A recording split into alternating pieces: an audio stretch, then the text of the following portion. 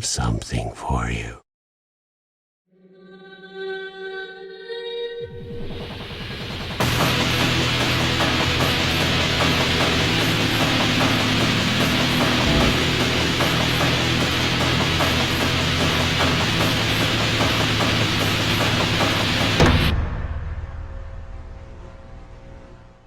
Welcome everyone to another episode of the Quad Damage Podcast. I'm Robert, one of your hosts, and joining me today, as usual, is Midnight Medium.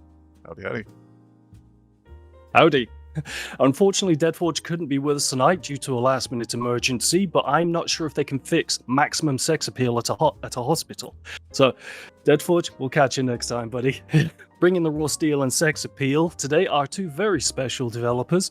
The developers of the upcoming Surreal horror adventure that looks and plays like a cross between Silent Hill and Quake. Phobolis developers Amon26 and Hexebyte. Welcome aboard. Yay. Hello. How you doing? Nice to be here. Yeah. Absolute pleasure to have you both aboard. Yes, yeah. And don't forget to watch out later for both our guest rapid fire round and our viewers' questions, where you can put to the guest questions, where we put to the guest questions asked by the public. Let's get moving.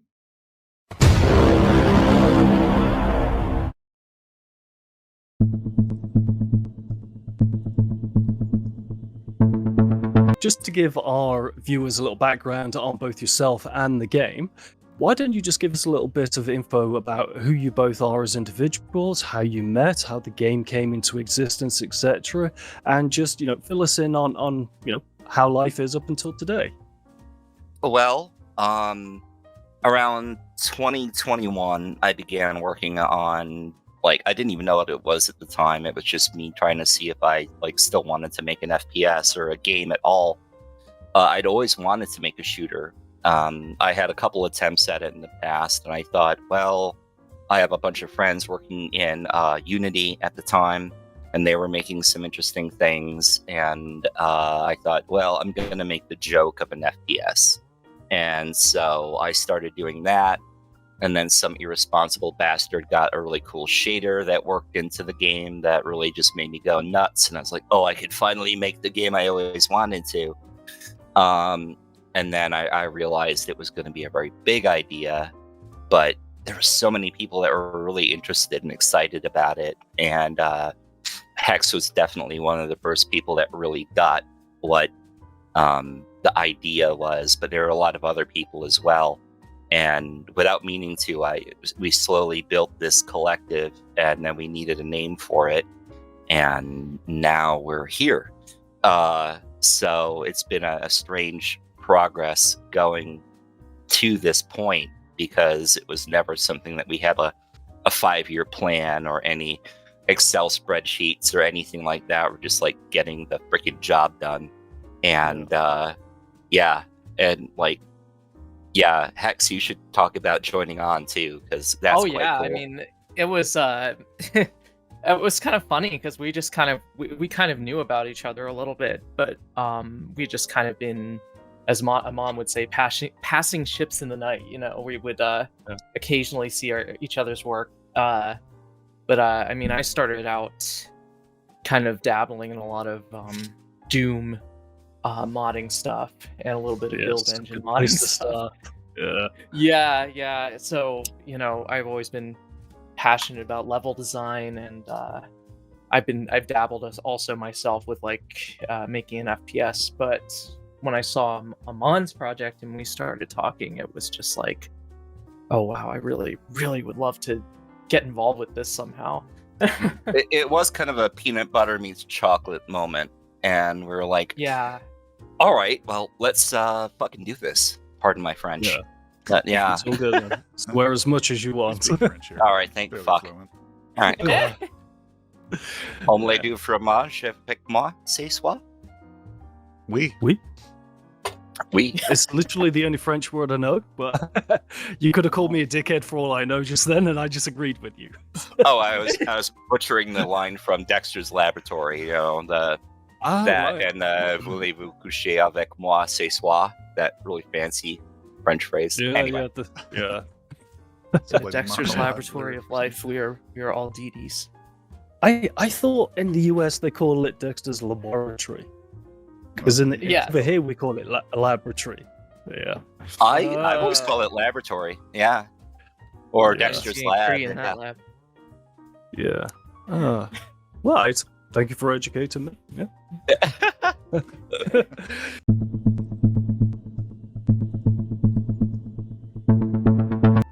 So you said that you said that it was a peanut butter meets chocolate moment. I was going to say jelly for a second. Then for a peanut butter meets chocolate moment for a second. How did the game come into being? It's a very unique game. It's very hard to describe. This is why I had to ask you for the description for it, even though on itch.io there is literally a description for it. It's like, how do you pitch this game to somebody by explaining what it is? I mean, how did you sit down and be like, yes, this is the kind of thing that we're going to do. Here's the A to Z of it. Or you take that task, I'll take this task.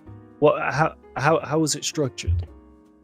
Well, I think when I began, being serious on Phobolis, even before Hex came on or anyone else did, and I was really starting to sharpen it up, I got to thinking about why am I making an FPS game when there are so many good ones out there right now? We are spoiled for choice for amazing FPS titles, but the indie, AAA, we're getting some really good stuff. And for a long time, my big gripe with FPS is that they took themselves too seriously. And then Doom 2016 came along and alleviated that and brought fun back into the FPS world. And I was like, oh, hell yeah. And then it was like, it was like, it's like going to a Motorhead concert every single day. You just after a while, you want something a little bit more than just hearing about gambling and booze and girls. And I was like, what? Stick on the Enya. What? Yeah. It's like, but no, I don't want Enya either. It's like, can we throttle this back and give it some artsiness without turning it into Pure sad moods. person walks, pure moods, or sad person walks around thinking about their, dead cat. How do we bridge the gap? Because we really like some of those, as much as I might, tease about that.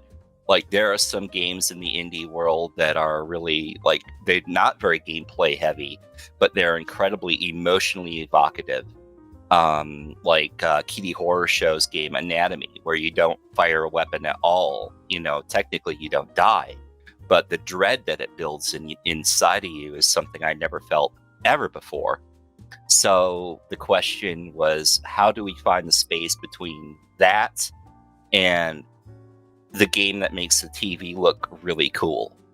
Where you just run forward and push the fire button and cause things to explode and bleed, and where is the space between those two? So we started kind of thinking about what we want to say, what we want to express.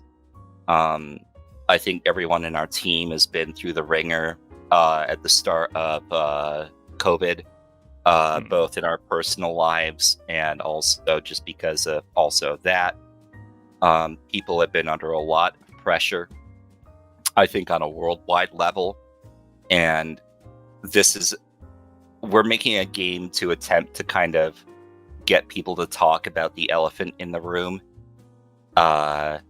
which is a tall order, but it feels like the right thing to do. And using an FPS that's very easy to pick up and play might be an interesting way to do that as sort of a Trojan horse, I guess. Yeah.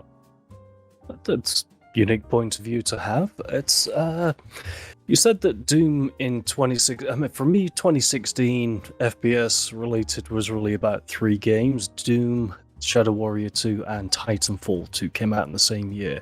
And that's when I got converted to being an FPS player. There was kind of no going back after this year. It's once I'd played those 3 games, I was like, this is my shit, As a guy in his mid-30s or something at the time I was. I mean, I'm only 26 now. Of course. 25 and a half. Same. Yeah. So you said that was a kind of fulcrum point for you.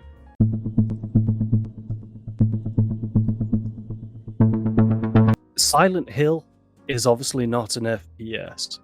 So when you talk about kind of the Doom and Quake inspiration for it, how did the Silent Hill inspiration came? Basically, why did you choose like a horror FPS rather than a straight up kind of run and gun sort of thing?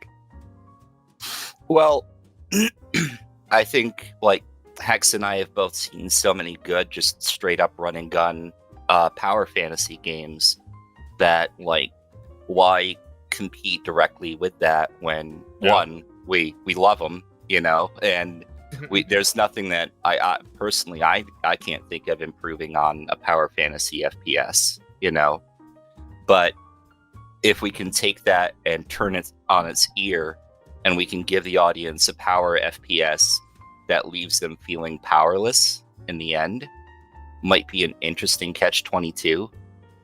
Fear, I believe, was an FPS that did that really well, where it made you feel like you had bullet time and a whole small arsenal with you and you could kick a lot of ass. But the minute this little girl in a red dress showed up on your screen, you knew that none of your powers mattered. You knew you were in trouble. And you could feel that tension building in you. So we wanted to do that. We wanted to bring some of that tension and dread and that high-speed helplessness. Silent Hill gives you that feeling of helplessness because you have clunky controls in the classic ones, at least. But what if we give them really good movement and really good weaponry, but we still make them feel like they're on the back foot? Yeah. Horror FPSs are a very strange genre. Like, actually, one of my favorites was just remastered by Night Dive, and I was totally blown away by that news because that was like on the bottom of the list of games that I thought would get a remaster, and that is Killing Time. Yeah, and that kind of that game kind of personifies what I like about the idea of a horror FPS in that. I mean, it's not a particularly scary game, but it's like horror gives you just like such a creative freedom to just kind of do whatever and to have whatever like bizarre dream logic or humor or anything. So like, yeah, that's what's kind of fun about it for me.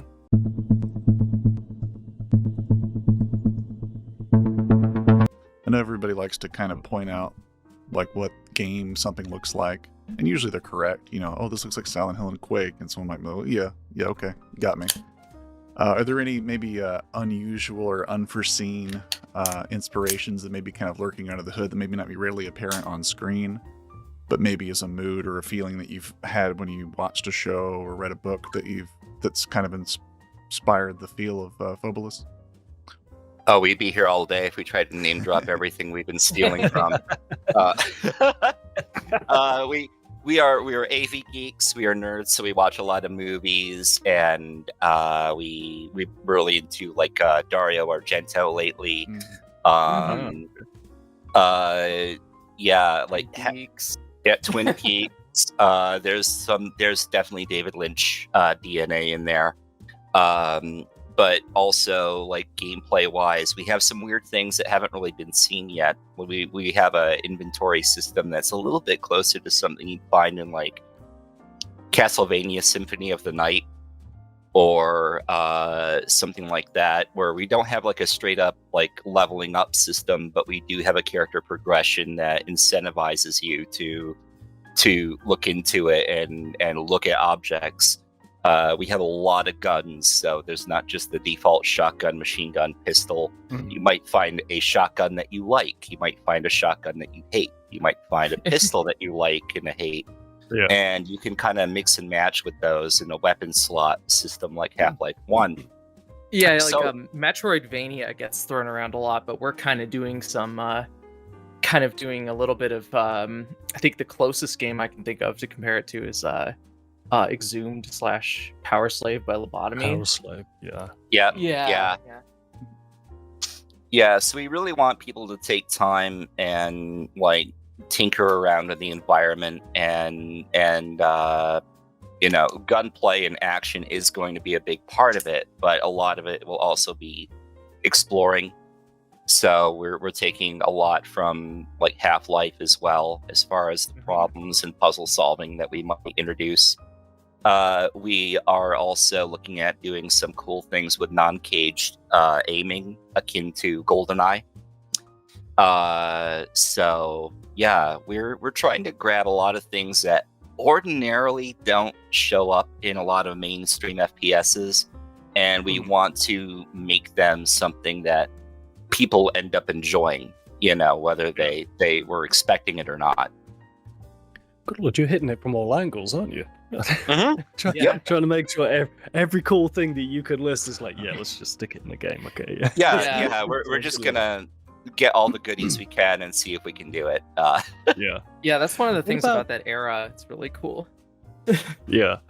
Well, I think the in terms of our particular niche, this boomer shooter thing, you can already feel the shift. Like when it started, it was like games within the early mid 90s, and now we're starting to go more into the PlayStation 1 sort of era, where people are gravitating towards those.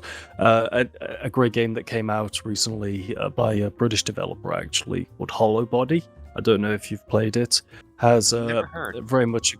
No, it has very much a kind of Silent Hill sort of vibe to it. But it's something that you should definitely check out. But in regards to the storyline, yeah, I saw it on Realm Steep, and I was like, I want it. Yeah.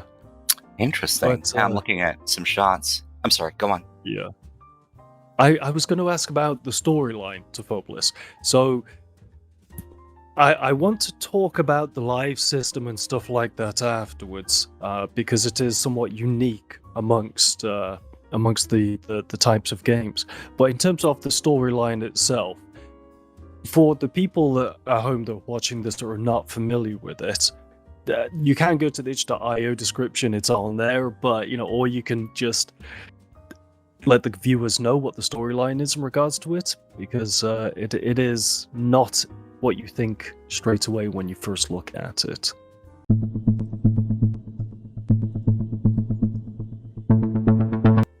Yeah, Phobolis is about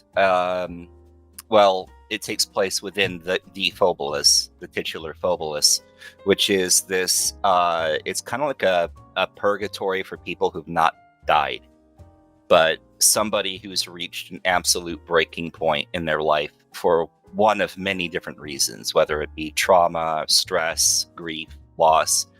One way or another, they just can't handle their life anymore. And the premise is that these people in these states tend to find a door or a path or a gateway in reality that doesn't exist for anyone else.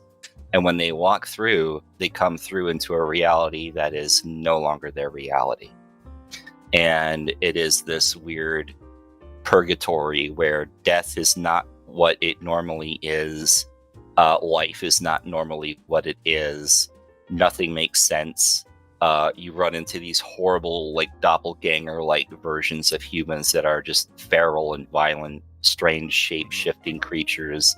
You name it. Nothing makes sense because it is like a dreamlike world.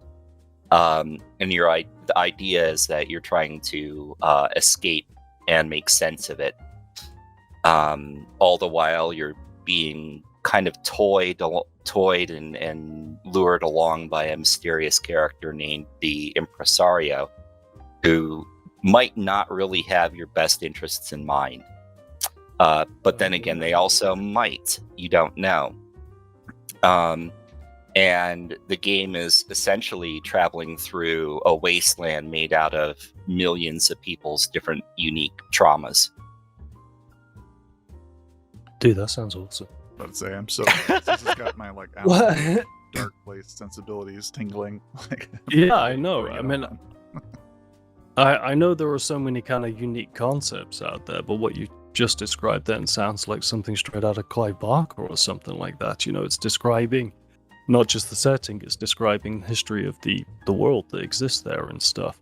I'm one of the few people that actually prefers to have a storyline in the games that I play, because I want to feel that the character I'm playing as has gone through an arc and experienced a world. I just don't want to go around shooting shit. So when developers take the time to craft a great world to exist in, it's something that I find immeasurably immersive, and par for the course for the enjoyment of the game itself. But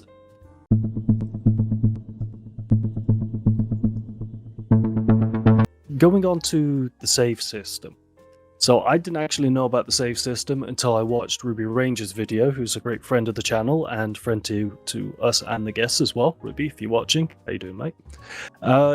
Just go into a little bit of explanation about the save system in the live system, I guess, is another way of calling it, or something like that, because it's not your traditional way of kind of doing things. Yeah, Hex, you want to take this one? I feel like I've been talking the whole time. Oh no, well, we don't really have the same system. I mean, we're gonna have the same system from Unity, but we haven't really implemented that yet in Unreal. But yeah, essentially, when you die in Phobolis, you will essentially respawn and find a left behind version of yourself that you will have to fight. So yeah, like when you get killed, the stage continues as if, like, almost like as if you're playing a co-op mission but single player. Where you start back off at your respawn point or whatever the checkpoint will be, and then you have to make your way back through to where you were, and you encounter what is effectively like a reanimated or a dark doppelganger of yourself wherever you last died. So it's not necessarily a zombie, but, well, for gameplay purposes, it might as well be. But it's this very warped, disfigured version of the protagonist, and she is out to kill you. And the more times you die, the more of your bodies you will leave behind. So there could be a situation where we'll cap it so it's not like an infinite army of these people coming after you, but you might have to fight like 4 or 5 versions of yourself as a left behind. Right. At one point.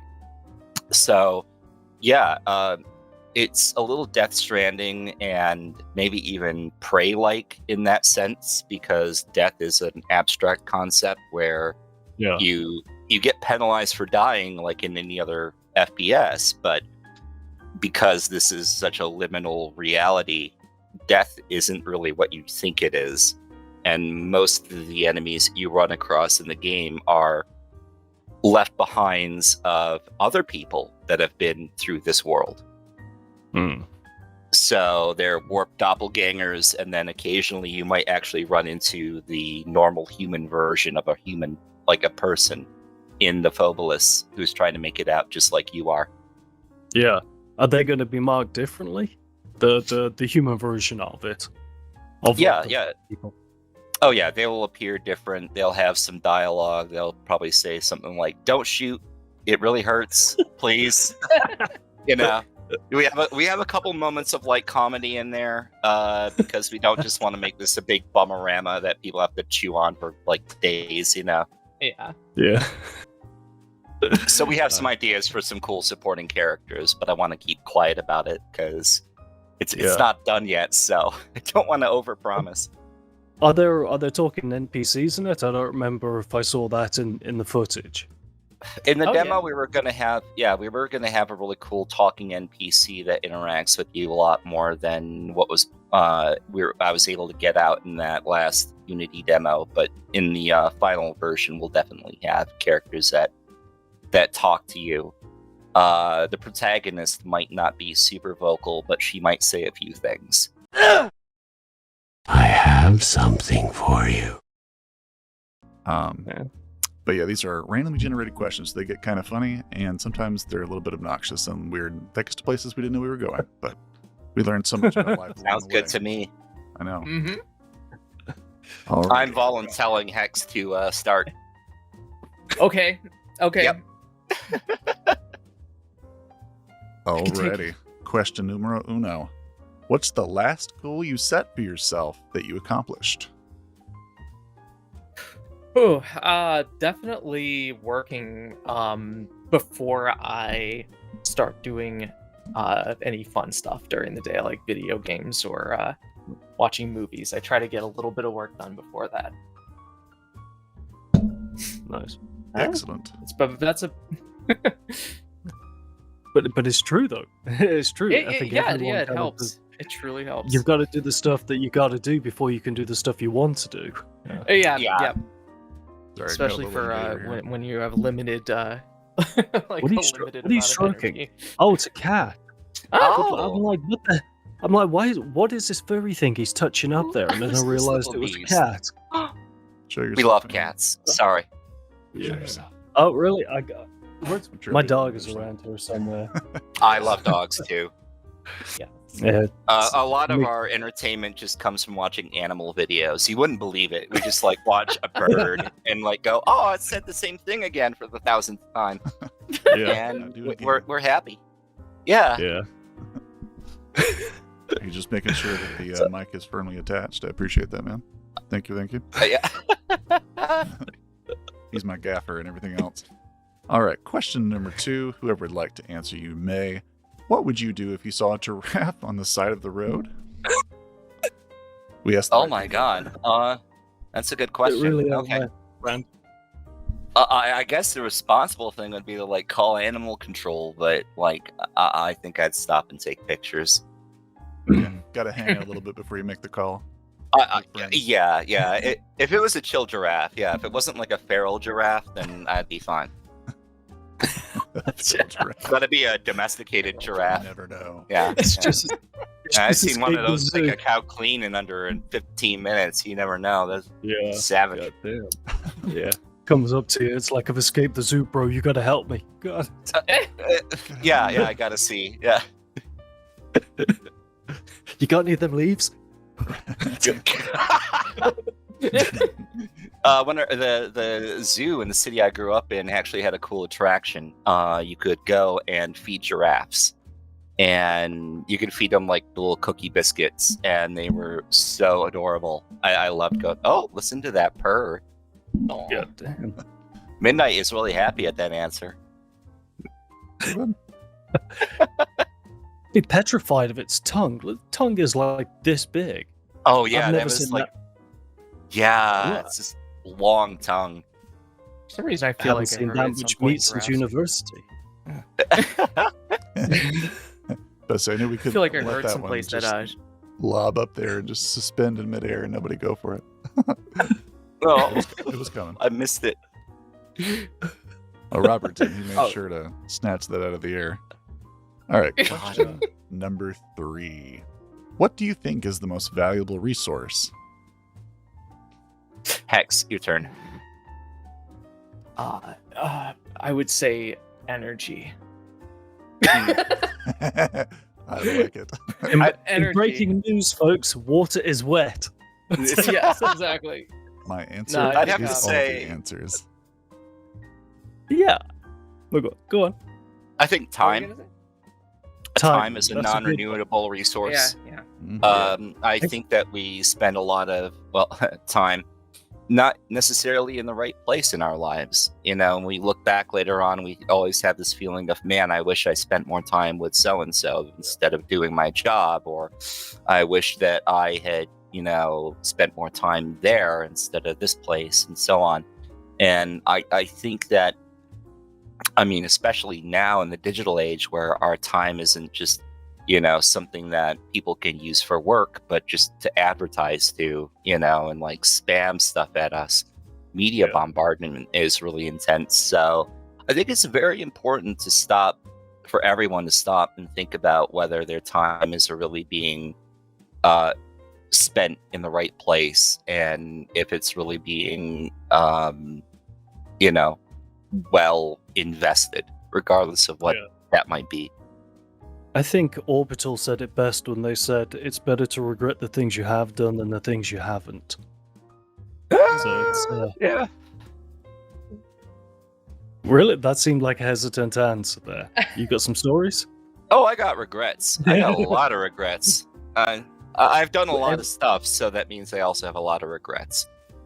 I know, but you also have a lot of things that you can look back on that other people who lived very boring, isolated lives will never have those stories. The worst thing that we can do on this planet is to not live a life. So, and that comes with the good and the bad. And Exactly. I think I'm pretty happy with the way I've lived my life. Yeah. It is a very unconventional way, and I have not followed the way that most people would.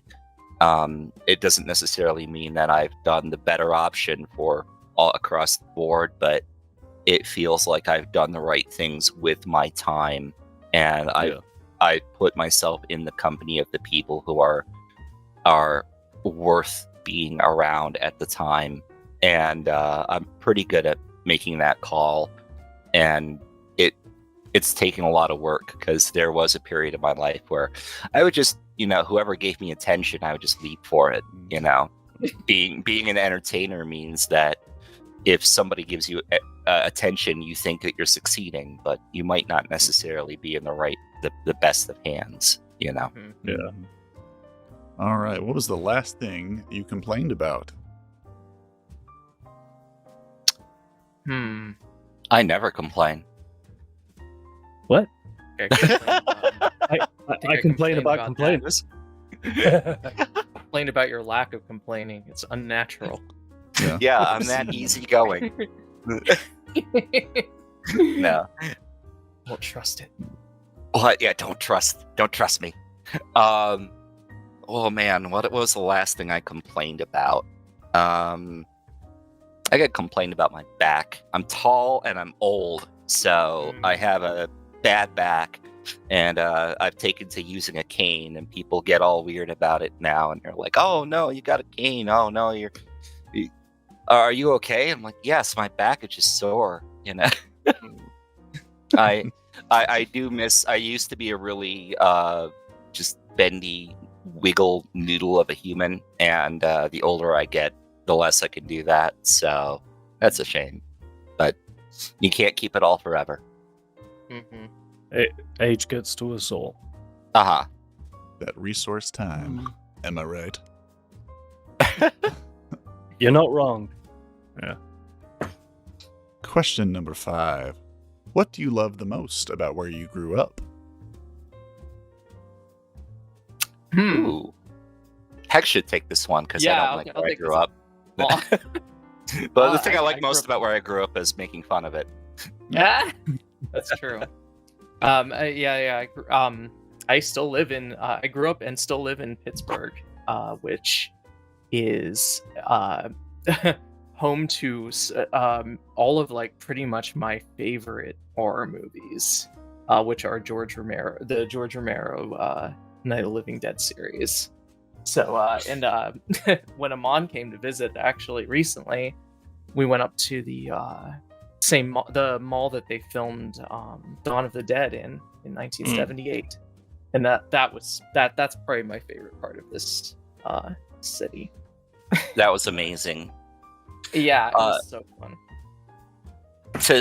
But really, about the city I grew up, it used to be like a upper middle class little cute town in the middle of Michigan, and then in 2004 the recession hit it really hard, and it was this huge culture shock. A lot of us who thought we were going to be going to a university somewhere, or just moving on to college as our next step, suddenly that money was gone, those windows closed. A lot of people had anger and resentment. It was a city with a lot of that in it, and it came out in a lot of weird, ugly, sad ways. But there were a lot of these young Turks that we all just kind of bonded together, and we did our best to. It was like a Discord server before Discord servers.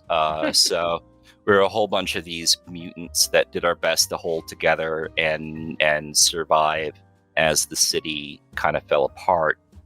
And there was a really strong bond there. And I owe a lot to those people. And then also, just because it had become such a dirty city where it was socially acceptable for people to be just a fully mask-off scumbag, it also meant that you didn't have to really worry about if somebody was being nice to you. They probably weren't playing any type of end game on you. They genuinely did care, and they were a really legitimate person that would stick up for you. So you didn't have to deal much with insincerity, but you did have a lot of just bad stories that kind of circulated wherever, in most social circles. Yeah.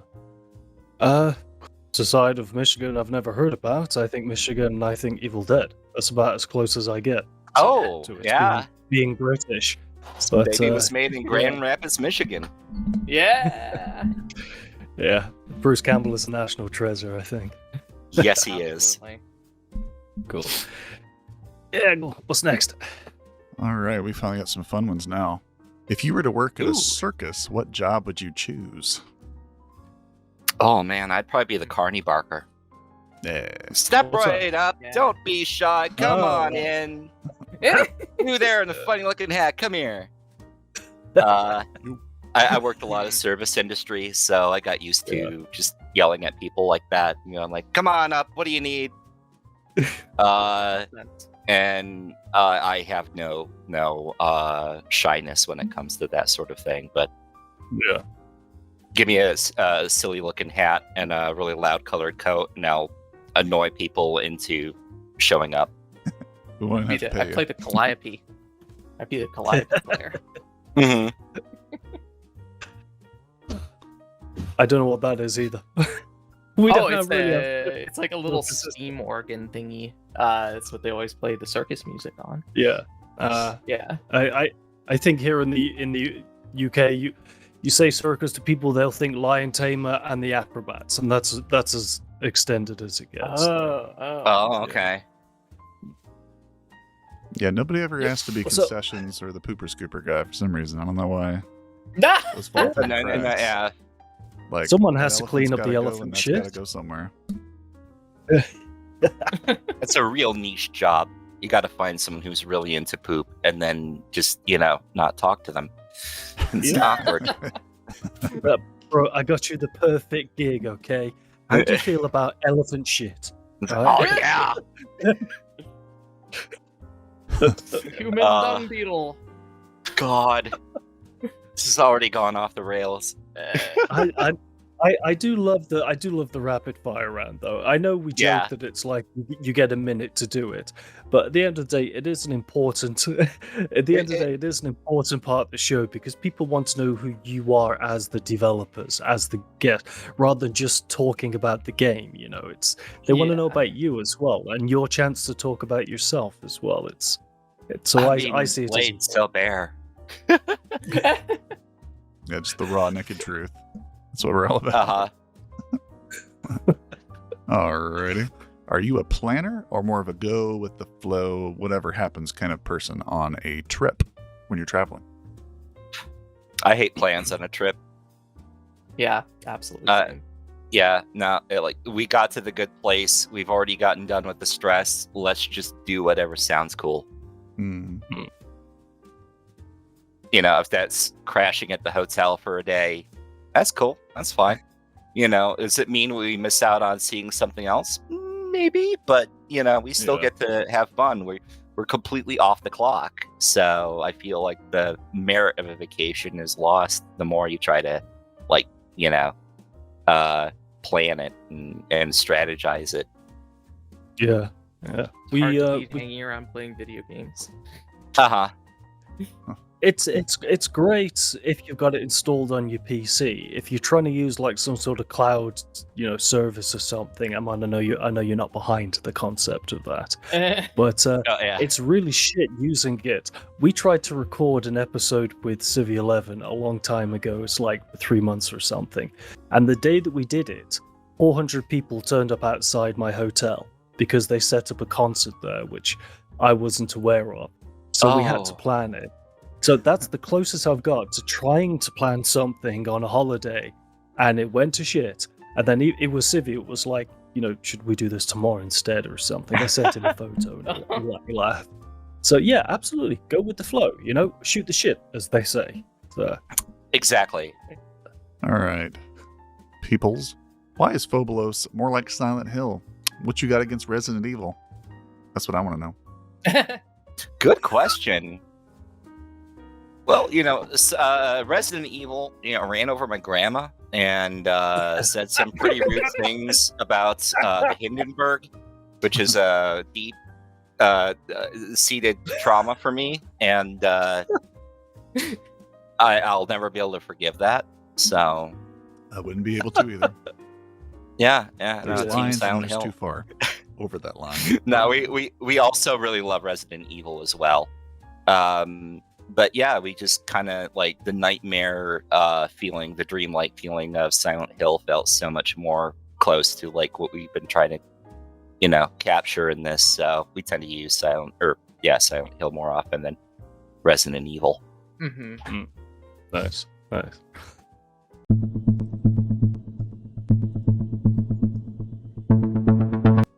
A question inside that question, just for my own personal taste. If you're Silent Hill Yeah. people, have y'all ever played and or liked The Evil Within and all that kind of dreamscapey type stuff? I've been curious about it, but I've never actually played it. Yeah, the Evil Within is a lot of fun. I still have to. I have only played a little bit of the first one, but the surreal sequences are really cool. Yeah, I'd recommend those to y'all, especially if y'all are like, oh crap, I played all the Silent Hills. I want to play something that's a little bit like it, but maybe not exactly it or something. So pretty good Yeah. blend of both Okay. Silent Hill and Resident Evil. I've always enjoyed those a lot. I feel like they're kind of underappreciated, even though they have no reason to be, like just based on who was involved with them, So Right. yeah, that's just my shameless plug for a thing I like. Certain no, games we talk about a lot. No, I've been constantly looking at it. It's like the album that you go buy in the record store and go, "Oh, I'm gonna buy that next week." Yeah. Every time, but no, I should really get off my butt and check it out. Yeah, I think you'll. And if appreciate it. Dead Forge was here, he'd be telling you to go play. Was it Prey? He would talk about, and what's the zombie one? What's the zombie one he loves so much? Dead It's Island. or Dead Dying Dead Light. Island. Dead Island. Oh, Dead Island. Yeah. Mm-hmm. Oh my Hex god, is he going would through be Dead there. Island 2 a lot right now. Yeah. Yeah. Dead Island too. He'll talk for 10 minutes, twiggling his nipples about those damn games. I love it. Only 10 minutes. Whew. He told me and Shkotsky, or the Primordial Chronicles, as he's been down on here the other day, that he doesn't think he's told people enough about how much he loves those games. I'm like, I think you have an idea, but you probably haven't seen your final form yet. I'll give you that. Yeah, playing Dead Island 2, it makes me realize that I would really love to see in that kind of format and gameplay style a first-person Splatterhouse reboot. Ooh, Oh that'd be yeah, Oh, yeah. the old Genesis game, Splatterhouse. cool. Exactly. Yeah, Genesis and arcade. It's one of my favorites. Or the underrated That Xbox is- that is- 360 game. I haven't heard Yes, that property in goddamn since what, 1975. Yeah. It's been a minute. In a while. Yeah. Yeah, Yeah, somebody made a Doom mod of that looked pretty cool as well. really. Wow. Yeah, Splatterhouse 3D. Okay. Do you play a lot of Doom mods or Quake mods as well? Oh yeah, periodically I'll get really into them and just download a ton, and then I won't touch it again for another year because I won't burn myself out on it. But yeah, there's some really amazing, like Doom is the amount of games that are just games within games on that. Yeah. It's really only rivaled by Half-Life mods. Yeah, for real. This is why I don't like the term total conversion.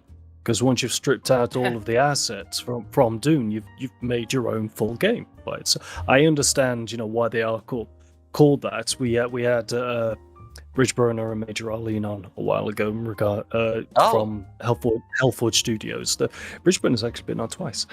But, I love Bridge. they did explain in detail to me why that term exist. So, I was thankful for the education. But part of me, whenever I do play a total conversion, I'm like, my God, they could have released this commercially and I'd have bought it. It's just, they're so fantastic. Right? Yeah, some of them are just mind-blowing. I really like the quality of life Doom mods, because I just really love Doom. So, like, when I go play Doom, I want to play Doom. But, like, I like a lot of the little quality of life mods. I think there's one called Beautiful Doom that I play. Smooth Doom is really cool. I like stuff that just gives a little bit of hot sauce and then stays on model to the source material really well. Yeah. That's a hard thing to do. And Chocolate Doom? Chocolate Doom's a good example of that. Yeah. Quake, I think the mod Arcane Dimensions is mind-blowing. The Immortal Lock, try that as well. Yeah, I've been meaning to. Yeah. There's just so much creativity in that scene. It's like amazing to just look at it and be like, holy crap. Yeah. And a lot of them, they go on to do great stuff. I just finished Wrath, Eon of Ruin. I don't know if you played that game. It goes on a little too long, but just as every corner you turn in it, it's just so incredibly artistically well designed that you're just in awe of the creation of it and what they've created within that engine. I feel the same way about Ion Fury though, because it's built within the build engine. So there's that admiration that you have of what these people have gone through to utilize the older tech to create that, and it's so artistic. It really is.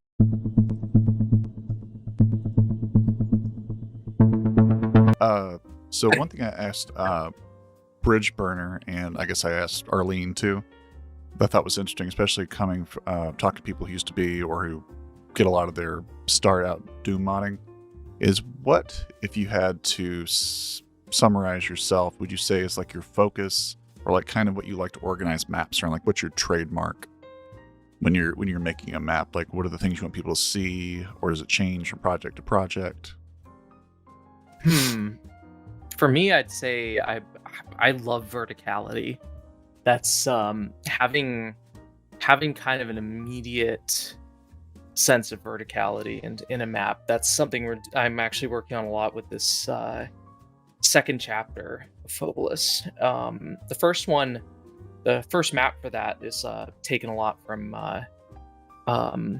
the Unity Alpha version that we released. So that's like kind of a little bit more of what like a Doom map would be. But I feel like it's kind of interesting because moving into the second chapter, I feel like I've jumped a little bit from like Doom to Quake, where it's like suddenly a lot of spaces over spaces that you're having to traverse. Room over room technology, as Amon would put in the advertisement. So, yeah, that's the running gag with yeah. Yeah, I had to brag about it when we got room over room technology in Unreal. Yeah. the freestanding bridge. I knew we made it. We're gonna be okay. I think for me, I like to make maps also circle back on themselves, especially considering the game that we're making right now, where you do respawn after you die, and you have to hoof it back to where you were. We're very careful to try and make each map follow that. You can get to whatever part of the level you need to get to from the spawn point relatively quick, even if you're almost done with the level and died. So with that in mind, we do have a lot of looping around, and because we also have non-Euclidean geometry, we can do things with that too, and open portals so people can get to where they want to without having to just like trudge through an entire empty map over and over again, Mm-hmm. Do y'all ever subscribe to that thing that Romero always said was one of his goals, that like every part of the map, or maybe not from the exact point you get in, that you can see everything if you don't know how to get to it, and like part of the fun is going, how do I get here, here, and here? Does that ever strike your fancy when you're starting out making something? Oh, absolutely. Oh, yeah. That's like one of the main things when we block things out. We go like, oh, we should let them see that. but not let them get there. We should dare them to get there and, see if they make that leap. Yeah, exactly. Yeah. Like Dark Souls is a huge inspiration for level design for me, because it's interesting how many concepts that you can kind of compare, like old school first person shooter map design to a lot of what From Software does. Who was it that I've forgotten who said it? It may have been Civi actually, and I think it may have been his No Rest for the Living video, where he was like, the great design of things is like when you first start the level, you can see something there, and it's like a carrot being dangled on a stick, and you spend the whole time trying to find your way essentially to find that thing that's immediately visible, because it's so deep in it, and often you end up looping around yourself, and it's like the last thing that you'll pick up just as you finish the level on there. But Yeah. Just an affirmation of Hex's kind of design philosophy, if you will. Especially like in Elden Ring, when you go out on the top of like the edge of the mountain or whatever it is, that you first kind of come out and you see the tree in the distance kind of coming up, and everything there is something you can get to essentially, but you're nowhere near. I mean, you're 10 to 15 hours away from all the edges kind of idea. So I think that's pretty cool. You're just like, oh man, I can't wait to get there, because I know the game is promising me it will come if you can handle it, that kind of thing. So yeah. Yeah, that's there's a big focal point in the first chapter that kind of goes on through the whole chapter that you're heading towards. So it's kind of your landmark through that whole episode. Yeah, it's like a continuous reminder of where you're going. Kind of like the big gun in Quake 2. Yeah. You could always see it, in the skybox, and it just seemed to keep getting bigger and bigger as you moved along. So it's a little like that. I haven't finished Quake 2. Oh, really? I've barely started it. The Lovecraftian Quake, I'm absolutely on board with that. I do love a bit of Lovecraft, and I still have to try Forgive Me Father as well. Quake 2, I played it for about an hour, and I was like, it's just not gelling with me. I just don't give a shit about the Strogg thing. I can't blame you. It feel, like I grew to like Quake 2 after a while, but it felt like Iron Maiden meets the Borg, when I first saw it. And I like Iron Maiden, but Star Trek doesn't really interest me. The combination just didn't work for me quite like other people. I really like the Lovecraftian stuff more, but the gameplay itself I really, really enjoy. It's hard to go wrong with a bit of Quake gameplay. Yeah, Quake 2 had that kind of thing a lot of those sequels back then did, where they technically played a lot better, but they had like technically less interesting settings. Or at least for me anyway, like the Thief 1 to Thief 2. I like being in Thief 1 way more, but you can't debate that Thief 2 plays a lot better, or at least more like a thief, right? Kind of the same with Quake 2. It's just very generic sci-fi, but it does technically, it's like, in my opinion anyway, just a lot more fun to move around in and figure out, kind of a Half-Life-esque way, which I guess makes sense, kind of the way things are going in that year. But Chasm the Rift is where it's at. Oh, what was that? Chasm the Rift. Yeah. Oh yeah, we're both fans of Chasm. Love a bit of jank. Yeah. Yes, very much. I remember that blowing me away when I first saw it. Yeah, but sorry. No, please feel free to finish that thought. I was really young when I first saw that. It was like a demo on the internet that I downloaded, and this is at a time I was trying to get a 486 to run Quake 1. So basically, it was like getting a version of Quake that ran on my janky 486. So I was happier than a pig in mud. But like, it was so weird because it had things like dismemberment system. It had like shootable lights. It was like wildly more advanced in a lot of ways. And then it couldn't do walls that were like not 90 degrees. Yeah. and that left a really weird impression on me. It's still to this day, I'm like, that's kind of fun in a fucked up way, you know. Kinky. It is, yeah. So before we go on to the viewers' questions we have in here, I just wanted to ask you about.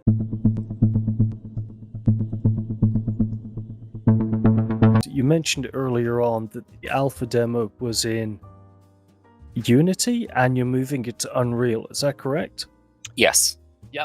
How would you even do that? I want to ask this question because in Ruby Ranger's video, he literally poses that. He says, "I don't know how it's done." So I thought to myself, why don't I ask? You know, for educational purposes for us all. Do you literally have to just rebuild every single line of code in a different engine? You can do that if you want. Yeah, Hex, maybe you want to answer this. She's become our engine pro. Yeah.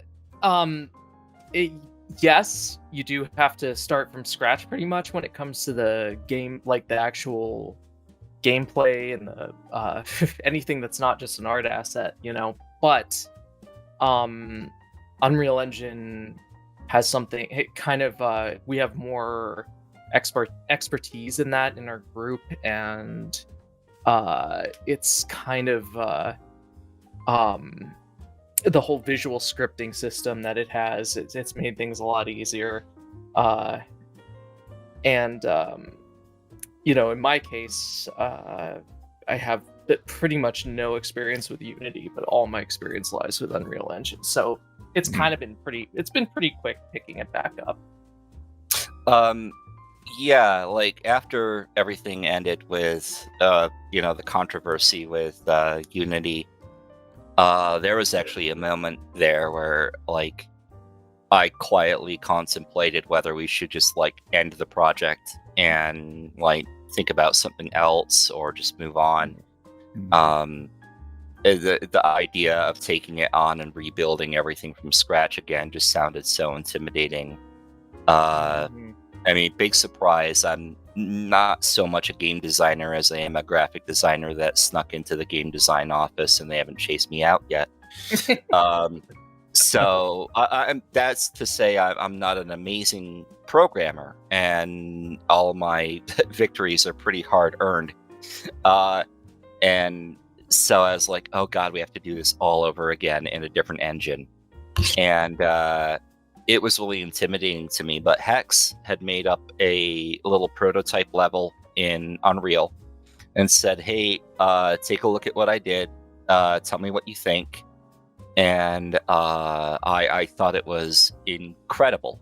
And I thought, okay, so if we can't do a one-to-one port of this, what do we do? And I started thinking, well, why don't we take the reboot and use it to our advantage and actually make all the things that we said we wanted to in the original one, as many of them as real as we can. It's make the lie real philosophy you talk about. Yeah, it's the philosophy of making the lie real. Yeah. And so, yeah, we put that to practice. And effectively, what we've been doing as a result is creating almost like an engine inside an engine, which is kind of why it's taking a while. It's more like a pipeline, if you will, like a... That's the proper term. Yeah. It's... We're looking at this and going like, well, if this is supposedly from a machine that was like like some super machine from the 90s, what are the rules of this super machine? You know, what can it do? What can it not do? And we don't have to make that in a technical sense, but we have to follow it in an aesthetic sense. So it's been a lot of fine-tuned decision-making that way. God, that sounds like such a huge amount of effort. Yeah, and that's from totally different engines. I know I don't know if you're familiar with that Wolf Among Us 2 sequel that's having so much trouble getting made, but apparently, the big log jams is just, I say just like I know what it entails, just taking it from Unreal 4 to Unreal 5. That's apparently like the reason it's logging out. So yeah, I'm always curious how people having no real technical acumen of my own clear that hurdle, or how do they shortcut it, how do they get around the literal I'm just gonna have to basically transcribe everything into the different language of this other. Yeah. Yeah.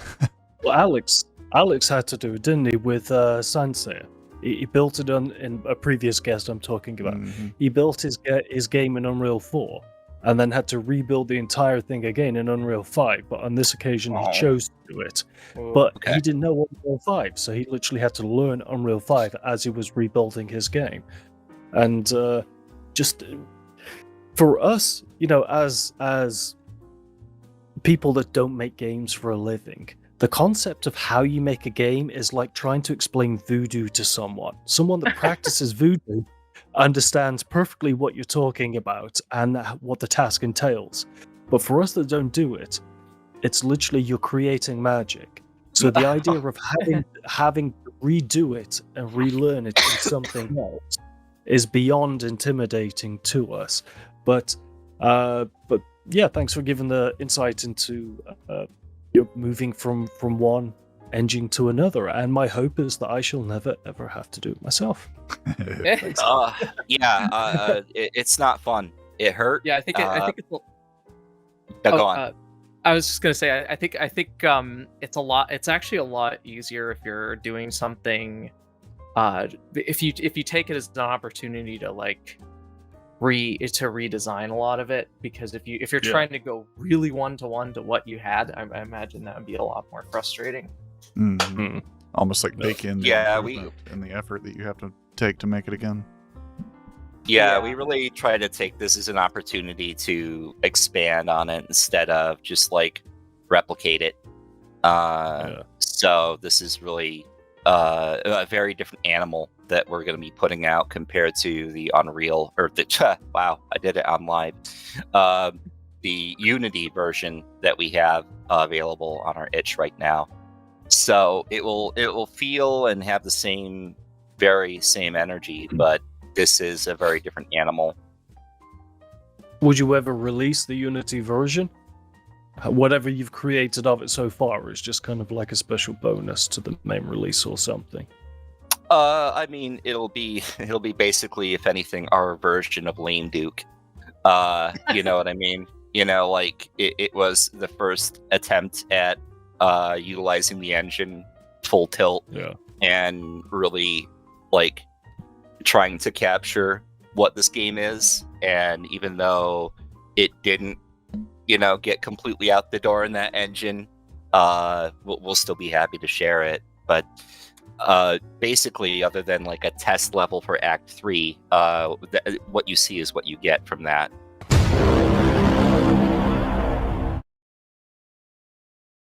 Well, my question, you can weave this in. This is pretty easy to do, I think. I was always kind of curious if there was, because it doesn't sound like anything in particular to me. Meaning I'm not like, oh, they definitely heard of Yamaoka and they had to just make this.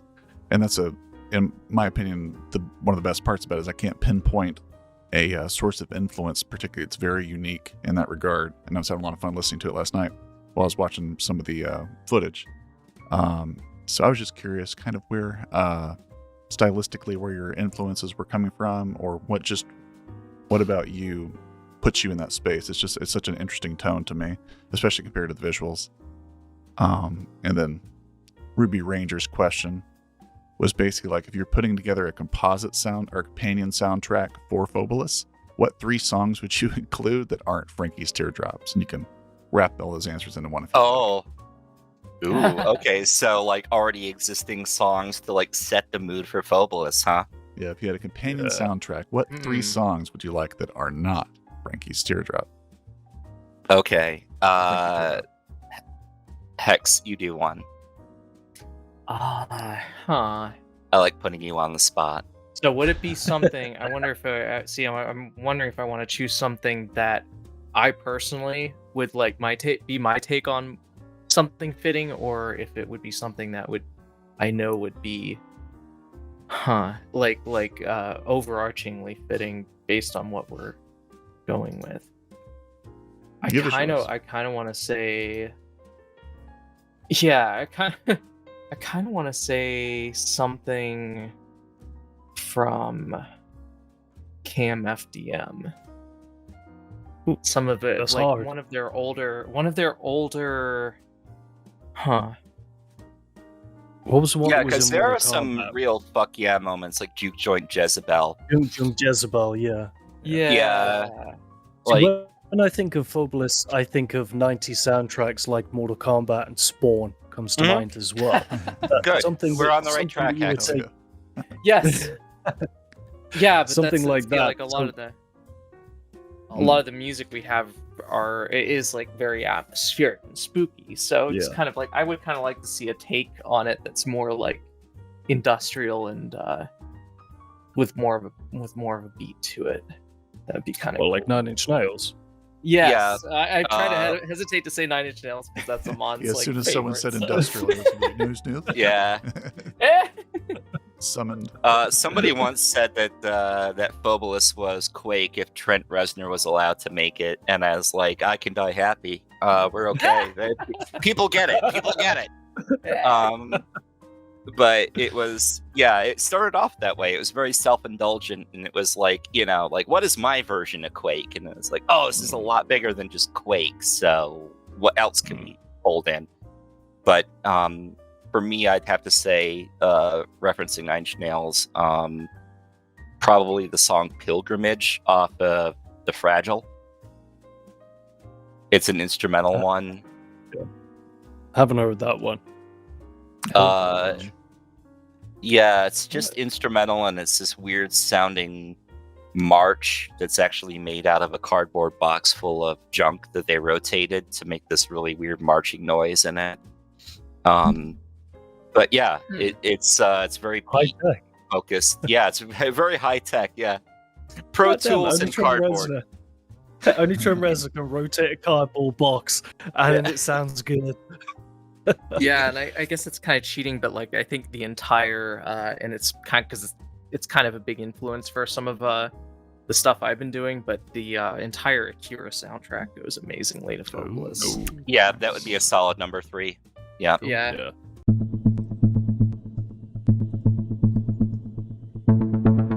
I think my question Oh. is more because it's so unique, and you may have already answered this because you gave me some pretty, I wouldn't say disparate, but ones you don't normally hear of.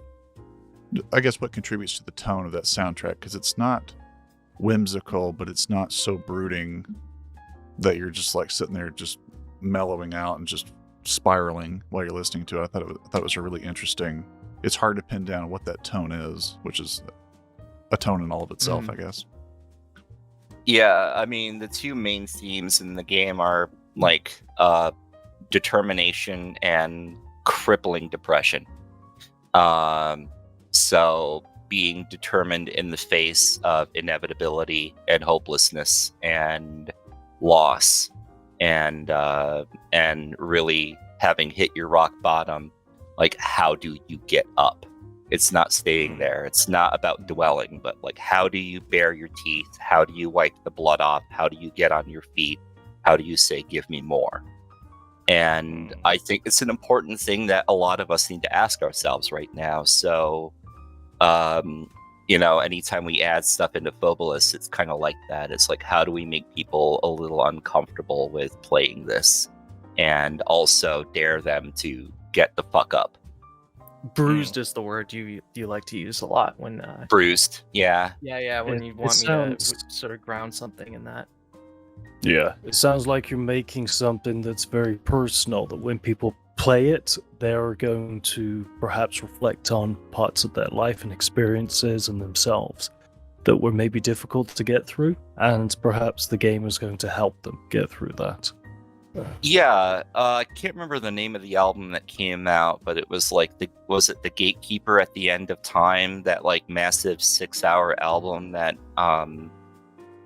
it addresses what it must be like for people who have dementia.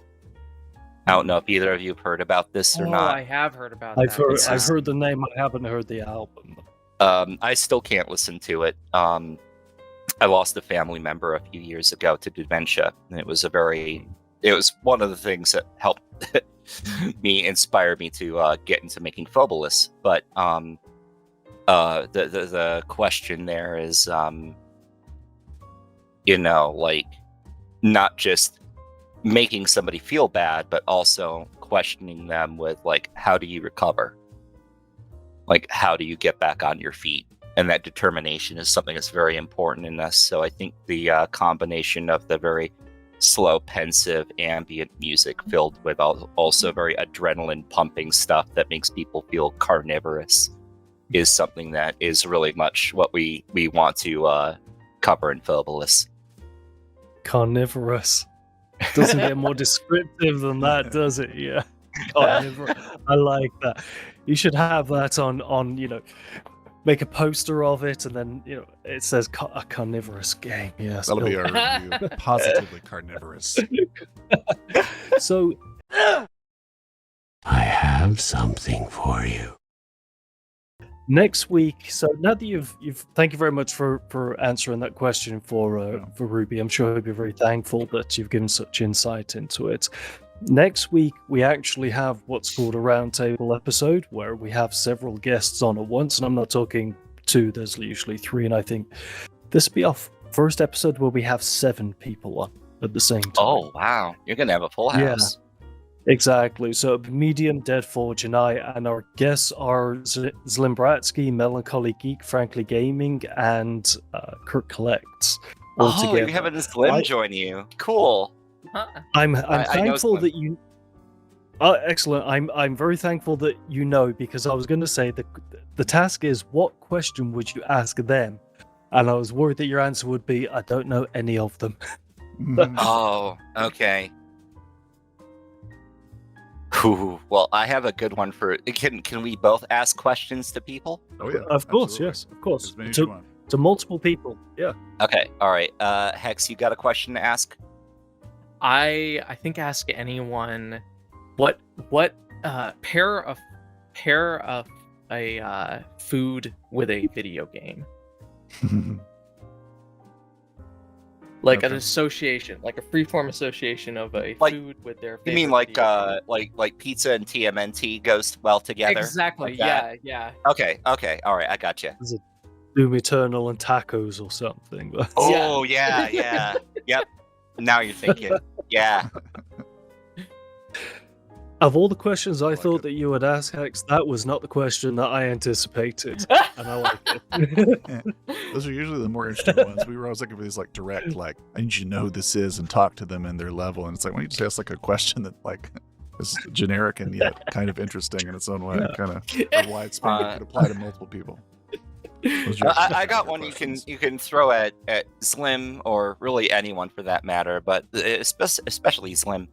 What is the difference between a question and a joke without a punchline? I like that lighter flick there. That was very punctuating. It was like, I did that on purpose. I'll wait. Yeah. Oh my God. Oh, I'm glad you're noting these down. Usually for these questions, I gotta rewatch the edit that I've done. But while you're writing there, so last week we had on FPS Thetics, who's, I'm sure you're very aware of, through his Twitter handle and stuff. So we asked him, carrying on the trend of random things to speak to guests about, I said, next week we've got on the Phobolis guests. And he was like, no matter who the guest is, the question is, when is System Shock 2 Enhanced coming out? So apparently that's his question to you. 2 weeks. 2 weeks. 2 weeks. A mere fortnight. Wow. Yeah. I'm gonna say 2 that was faster than expected. Yeah. Does somebody want to tell Stephen King?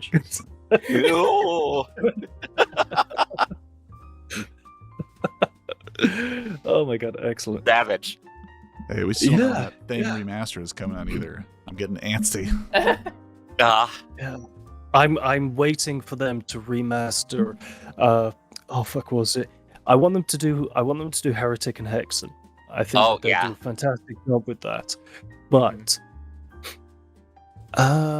there was another franchise that I want them to do, not necessarily a Night Dive remaster, but Quake has to come back with its Doom 2016 style reboot. Painkiller has to come back as well. But Oh, of yeah. all of the Yeah. the night divey ones, I want Heretic and Hexen, because I think fantasy games are. You can see within our niche of Boomer Shooter, it is FPS related, but it also can split into many different genres. Uh, Science fiction, fantasy, Lovecraftian horror, that sort of thing. yeah. You don't see many kind of Dungeons and Dragons type high fantasy games within our genre, and medieval comes to mind, and perhaps Hands of Necromancy as well. So I really do think that that is a franchise that really does need to come back, because there's a gap in the market for it. Kind of just as you've picked out Quake meets Silent Hill as your elevator pitch to it, that's something that people can say, yes, I know what we're going to get with that. And then they play the game and they're like, it's not what I expected. What am I watching? Because you've made a very, very unique game that even that elevator pitch doesn't do justice to when you watch it. But what sort of remasters would you want them to do? Ooh. Hex, what was the one that you were champing at the bit about the other day? Well, I mean, my prayers have already been answered with PO'd and Killing Time. Those are very be cool to see Chex Quest remastered. There you go. Ooh, that'd be cool. Yeah, good Yeah. call on that one. I think I'd have to say I want to see an expanded, more janky version of Corn Cob 3D. Yeah. Oh, don't Ken's know. Labyrinth. Oh, yes, yes. Ken's Yeah. Labyrinth? It's got a What? dog in it. It's got a dog in it. Oh. Wow, you are full of random answers that I did not anticipate, so I'm kind of trying to keep the flow of the interview going, whilst also Oh, trying to sorry. process what I'm hearing, into You give us the keys, and God help you. The door is Yeah. flung open. Yeah. Oh my god. I know that I do wish that we had all the time in the world, but unfortunately the interviews are scheduled for about an hour and a half, and it has been an hour and a half now. So does anyone have kind of any questions that they want to ask, or topics they want to talk about that we can use as a kind of closing discussion?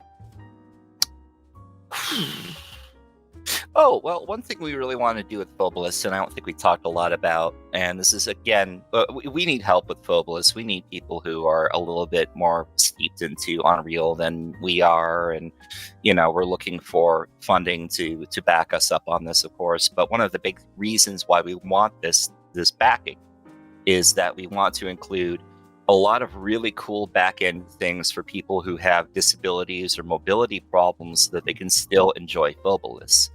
Nice. In fact, we've done a couple interesting things, even with the game out of the box, that we're trying to avoid things like color coding, so that we don't necessarily have to make our game into a rainbow looking thing. If we don't want to, we can control the colors, but more importantly, people who have color blindness won't need even to use a colorblind mode to play the game. They can just play Nice. it straight out of the box if they please. But Yeah. these are very important things for us, and we really do, as entertainers, we want to get as many people to try it out as possible. So a feature that we are hoping to include is like an assisted mode, which feels more like an on-rail shooter version of Phobolis, where someone could just use the mouse and point and click at things and aim to shoot or use. We would like to have a really nice closed caption mode. But there's a lot of things we'd like to do to help people with mobility. Even though I am a stick in the mud when it comes to the screen ratio and the frame rate, which a lot of people hate, or the shader. These will be things that got to be people- authentic. though. we really want it to, but we're also not. We don't want to be sadists, and we know that like motion that can cause motion sickness, or people just don't like it, and we would rather have those as toggleables and alternate ideas for those things than just force people into this state alone.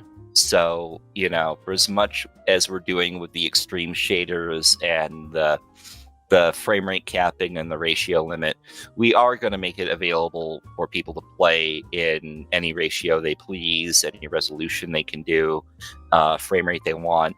That way, it's enjoyable. We want people to have a good time playing this. So I'm sure that will be the case, and I did want to ask about that because you and I discussed it previously on Discord, but I think it does need to be played. It's one of those experiences that looks like it does need to be played in the authentic way that you had intended. I feel that playing it even at 60 FPS or at 16:9 would strip away some of the things that make it as distinctive as it is. So I appreciate, of course, you are having those options for people out there. I have every intention of playing it as you've done it right now, 4:3 and 30 FPS. But something that never really crops up with FPS games that I wanted to put to you: how difficult is it to make a left-handed version of an FPS game? Because I'm left-handed, but I have to play every single game as a right-handed person, and it does affect how you perceive the game. And I'm worried about doing the Dark Ages because he's got a shield and stuff like that, and it's like playing the game backwards for someone like me. How difficult technically is it to make left-handed modes? I haven't really thought about that, but that's a good thing to think about. So your mouse hand is your left hand, and then you keyboard with your right hand, correct? For me, no. I do use the mouse in my right hand. You use it in your right hand. Interesting. Yeah. Okay. It's just honestly, it's the way it's represented on screen that it can feel, especially in the heat of a very difficult battle that you're in, where you're really sweat lording it, and you're really struggling to get through. You press to shoot and you expect to come up with this, but it comes up with this, and then you have to kind of move your aim and stuff like that. Okay. It can really affect how things are. I know that may seem really minor to ask of someone, but I just wanted your technical perspective on it.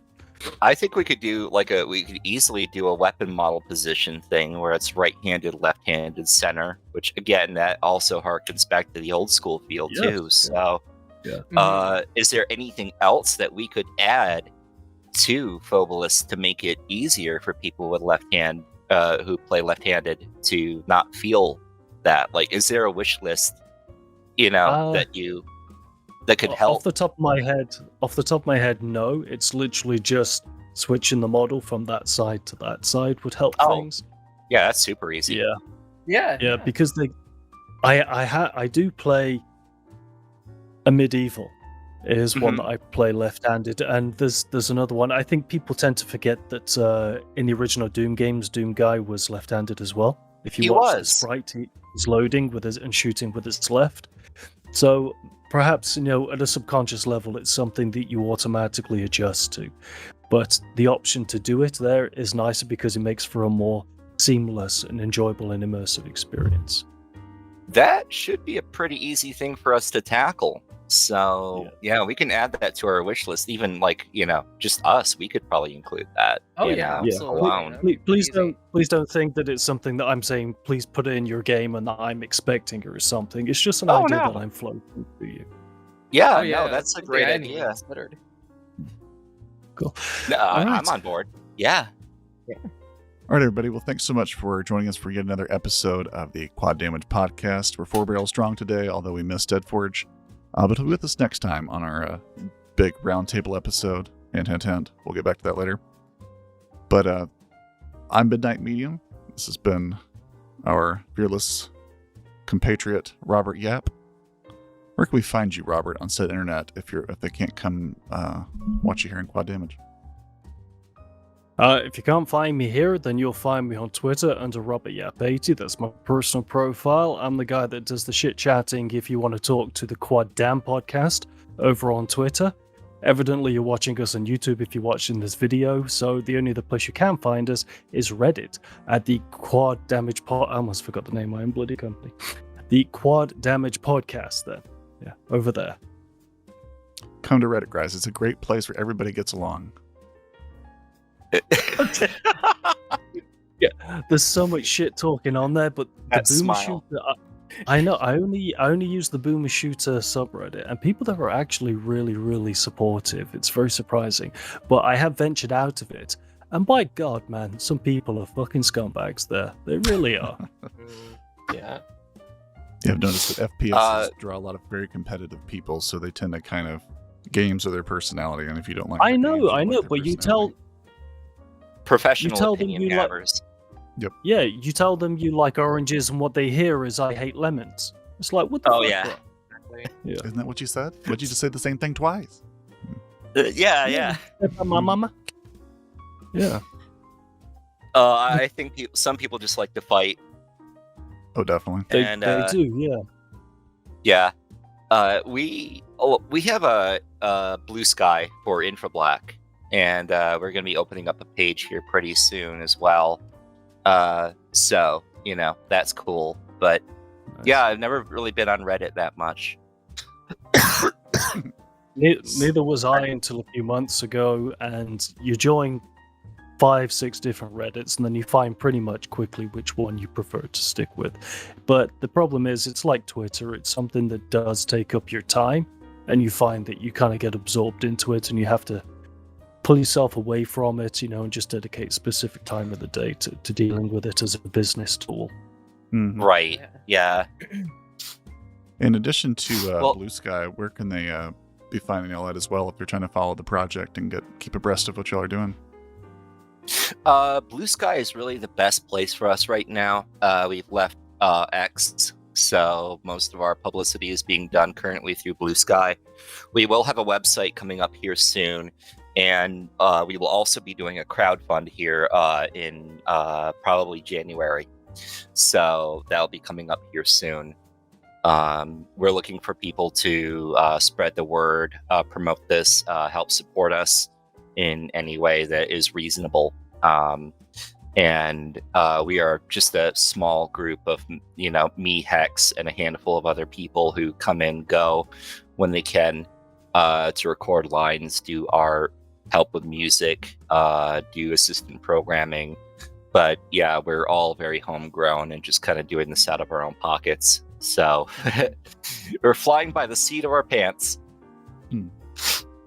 And of course, dear viewer, as Amon said earlier, they are looking for an accessibility specialist. If you're somebody who's just good at that and wouldn't mind doing something with them, I can't speak for their process or how compensation works or anything. If you just like to get in there and make do a good deed, they're definitely in need of you. For Robert's desired left-viewed model, which is We're gonna the make least that we can happen. do. The least we can do. Yeah.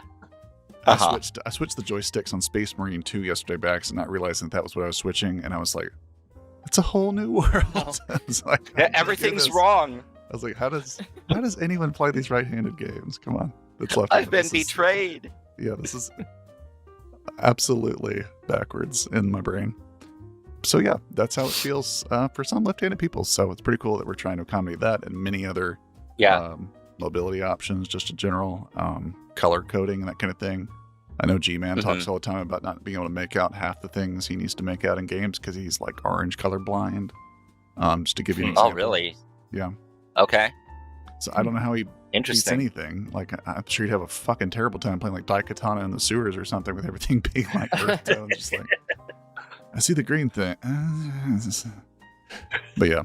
I did a weird research thing like in my early 20s, and I found out I think I have like extra cones in my eye or something where I can like see, like I have mutant abilities where I can see more color than most people. And I thought it was going to say like X-ray vision or something. no, it just means that I can look at two colors of orange and go, I don't like that one, and they're like, everyone else goes like, they're the same. I'm like, no, that one's off. And that's my one superpower, is being difficult. Being hard to please. Not Not that one. Hex laughs because it's true. Well, my fault says that just means you have high standards. Yes, there we go. I'm going to use that from now on. You hear that, Hex? I have high standards. High standards. Sorry, I may have just weaponized that for you, but Y'all have fun. Keep on Keep on booming. Booming. Bonin.